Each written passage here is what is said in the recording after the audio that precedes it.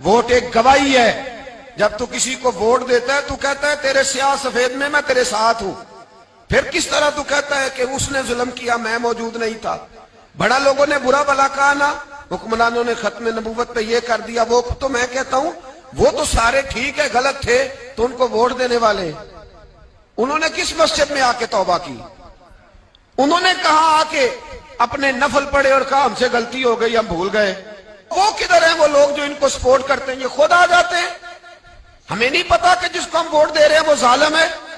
ہمیں نہیں پتا جس کو ہم ووٹ دے رہے ہیں وہ جابر ہے, وہ فاسق ہے, وہ چور ہے, وہ ڈاکو ہے, وہ بے ایمان ہے, رسا گیر ہے. پھر بھی لائن میں لگ کے ووٹ دیتے ہو, پھر بھی برابر کے شریک ہوتے ہو. پتہ نہیں وہ کون ہے, ساری خبر ہے. کیا مانگا تھا یزید نے امام حسین سے؟ ووٹ. تو دے دیتے چپ کر کے امام حسین.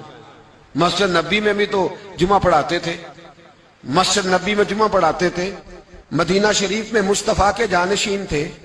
یزید کہتا تھا جو آپ کہیں گے مل جائے گا, پر امام حسین نے فرمایا یہ نہیں ہو سکتا کہ میں مسجد نبی میں نماز پڑھاتا رہوں اور میرے نانا کی امت پر کوئی ظالم مسلط رہے.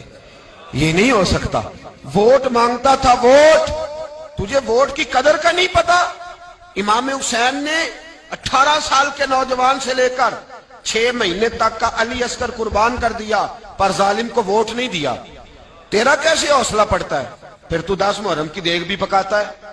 کس طرح تیرا حوصلہ پڑتا ہے؟ کس طرح کر کے تیرے اندر ہمت آتی؟ جلال بادشاہی ہو یا جمہوری تماشا ہو, جدا ہو دی سیاست سے تو رہ جاتی ہے چنگیزی. ظالموں کا مددگار بھی ظالم ہوتا ہے, ظالموں کا مددگار بھی. جو بڑے ظالم کے نیچے چھوٹی فوٹو بھی لگوائے, ووٹر اور سپورٹر بنے, وہ نہیں ظالم, وہ نہیں سخت. اور جو اللہ خیر کرے دفتر ہی کھول کے بیٹھ رہے اپنی بیٹھک کے آگے, جلیبیاں بھی کھلائے, میرے کہنے پہ ووٹ دینا, وہ نہیں ظالم. بچ گئے, باہر نکل گئے, نہیں جی نہیں ہم پاک صاحب ہیں, حکمران بڑے ظالم ہیں. نا تو بچ نہیں سکتا, تو برابر کا شریک ہے. مجھے ایک صاحب کہنے لگے ووٹ ڈالنے چلیں. الحمدللہ میں کبھی نہیں گیا. جب بندہ سمجھ میں آئے گا, مرضی کا آئے گا تو جائیں گے انشاءاللہ تعالی. نہیں گئے تو نہیں گئے. میں کہنا بڑی کھلی بات کر رہا ہوں, میں بھی تو مسجد کا مولوی ہوں نا, میں بھی یہ خانقاہ کا مسند نشین ہوں. کھلی بات نہیں جاتے بھئی ہم. ایسے ہی ہے کوئی جس کا جو دل کرے گا ہمیں ہانک کے لے جائے گا. ہماری بنیاد بھی ہے, ہمارا وقار بھی ہے, ہم رسول اللہ کے نام لینے والے ہیں.